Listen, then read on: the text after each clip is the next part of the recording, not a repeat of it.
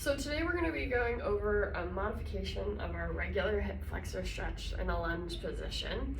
And what we're actually going to be working on here is one of the hamstring components of the adductors. And I find that a lot of folks are really focused on stretching back and forth, but we actually need to make sure that adductor can lengthen as well, because there's a lot of hidden rotation happening in a split.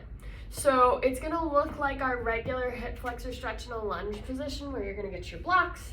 You're going to keep your pelvis square and pointed forward, and I'll show this from multiple angles. And then when you feel comfortable and stable in this position, you're going to take this front leg and you're going to rotate it out, and you're going to allow the foot to rotate up. It's not like I'm keeping my foot rotated, like planted to the ground, and my knee just goes out. My whole foot can open, and I'm going to get a stretch sort of in that hamstring and inner thigh, and then I can bring it back in. And so I'm going to rotate, show you what it looks like from this side of, again, pushing into this lunge position where it's really comfortable. And then, right, you're going to be pulling the leg out to the side, letting the foot pop up, making sure that you're staying nice and stable. You can use touchdown balance if you need it.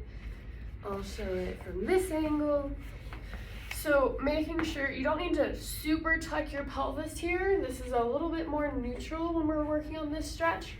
In that lunge position, feeling that stretch in the hip flexor, and then rotating the thigh out.